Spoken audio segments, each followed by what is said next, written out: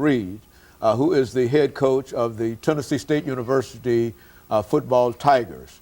Coach Reed, let's allow you over the the rest of this segment to talk about what you consider to be some of the challenges that you as a head coach feel that you face in dealing with the Tennessee State University football program. Some of the fans, some of the alumni, some of those fundraising, whatever you wish to deal with during this period, try to pull all of that information together for us. Well, first of all, I think that, you know, over the years, I've been a part of Tennessee State football for a long time. And over the years, our fans are very passionate about football. And they're very passionate about winning. And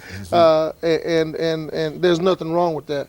But with winning comes the kind of support that you really need from your fan base. You know, oftentimes some of the challenges are fundraising. And, you know, we have an athletic budget that we use, but you have to understand that athletic budget encompasses travel, it encompasses recruiting. It encompasses scholarships, it encompasses room and board. So now when you start talking about, well, your recruiting budget, and sometimes you get kind of limited in some things that you can do for your team because the money just isn't there, and that's no fault of the universities, that's no fault of the coaching staff, but you know, that's where the fundraising becomes important. A lot of times you talk with the bigger schools and they say, well, you know, they can hire staff and they can name them in the same day and all this. Now we have to go through a process at the university when we're naming our staff. We have to interview a certain amount of people. We have to have a pool. We have to pick from those pools. It has to go to EEOC. And then you have to make recommendations. Then you have to interview 3 or 4 people from that pile. So there's a lot of red tape that goes on that is just university policy. Whereas at University of Tennessee or let's say Memphis, a lot of the coaches' salaries are going to come, University of Alabama, from outside sources. That's not university involved. So that's what explains all those. Right, they can bring guys in and say, hey, we're going to pay this guy, and it doesn't have anything university. It has to do with either the booster club or some kind of outside source that'll take care of that. So I'm in the process of coming up with some fundraising ideas to try to solicit and involve the community in what we're trying to do at Tennessee State University, because it does cost money to run a program. It costs more money than is allotted by our budget to run our program. So we have to be diligent in fundraising and going out and talking to people about giving to Tennessee State University. So those are some of the challenges that I've seen this far, but I also know this. I know that there are people out there willing to help and that want to help, and some resources that we haven't tapped into yet. So that's going to be partly my challenge that I haven't asked. We haven't asked for. So that's going to be one of my tasks.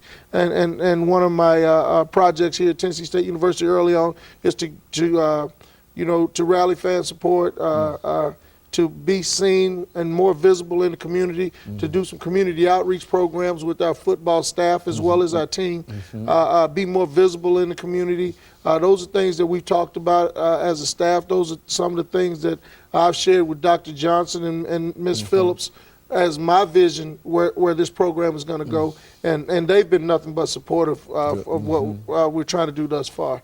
So I really feel strong about what we're trying to do. I really feel strong about what we're going to get accomplished here. I think that you know, this is going to be the start of something great, and I have a passion for this job. The coaching staff will have a passion for this job, and the bottom line is get it done. Every great leader ultimately gets results, and you know, I always tell my guys, bottom line, I don't want all the labor pains, just give me the baby.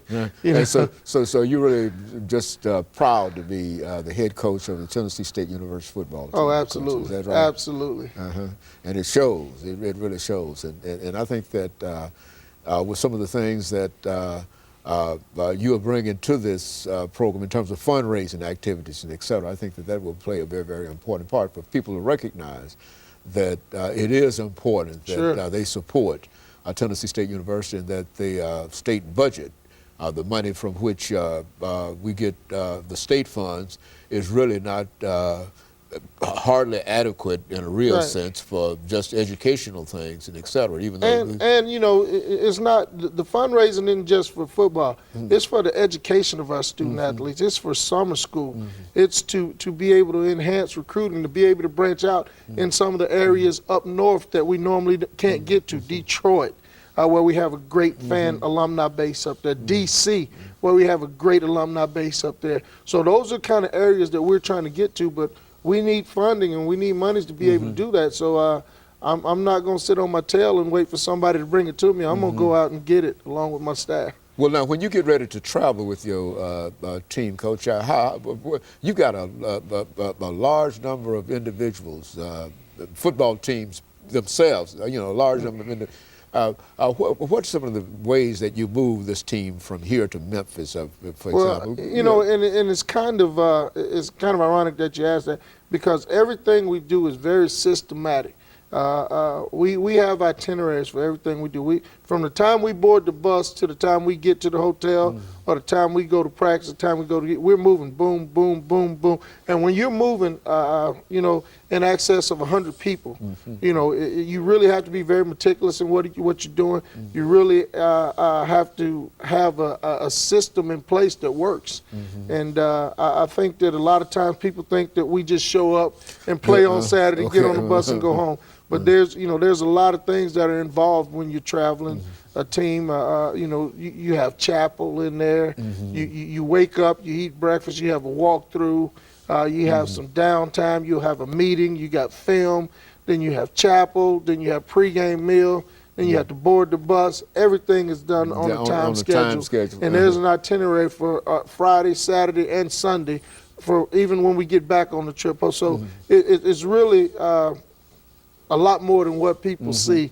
They think we kind of just show up on Saturday, get off the bus, and go do something. But our kids put a lot of time and effort in what we're trying to do, because we have a 20-hour work week that we have to deal with, that we can only practice 20 hours, and we have to give them one day off a week.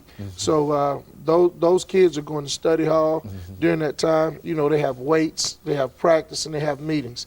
So it's not just an easy time of no, just rolling around. And people always ask me, say, athletes think they're special. I said they are.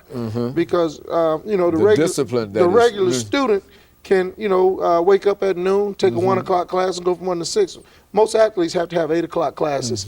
They have to get up, they have to go to class, because the classes have to be done by 2 o'clock so they can attend meetings, weights, football practice, and training table, what we have for dinner that night. So, and study hall sometimes at night. So it's really systematic what they do. They are special kids, and we try to treat them as such. But we also understand that there's a certain discipline that has to be involved in your program.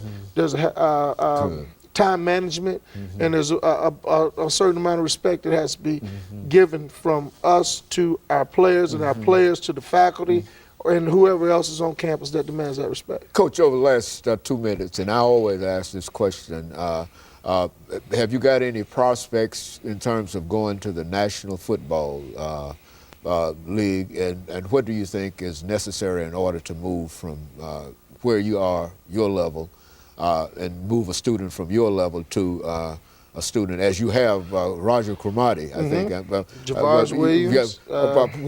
Can you tell people what is necessary in order to do that, for them to give some kind of I think that the facilities, we got a great indoor facility that's about to go up here at Tennessee State University in the next couple of months. But, facilities, that's what kids look at. They're in the ESPN era these days. They see what's on TV. They want what's tangible to them. So when they see good things and nice things around campus, those are what draw student athletes to the campus. But we have to continue to do a good job of recruiting those athletes. And I think the one kid that you can probably keep an eye out this is Anthony Levine. He was our free safety. He's been getting a lot of NFL scouts come through inquiring about him, and hopefully he'll get to play in one of these all-star games and be able to show what he can do. But I think he's a fine young man. He's going to graduate on time, and we're really, really proud of him. And we'll have several more over the next 2 years that I think we got a junior class that's going to be really good also. Okay, and very good. Coach, let me, we're near the end of the show for today, and let me thank you for coming by and giving us that very, very excellent information in reference to some of the prospects in reference to the team. And of course, let me encourage our audience to tune in again next week for another informative edition of Comments. Thank you and good morning.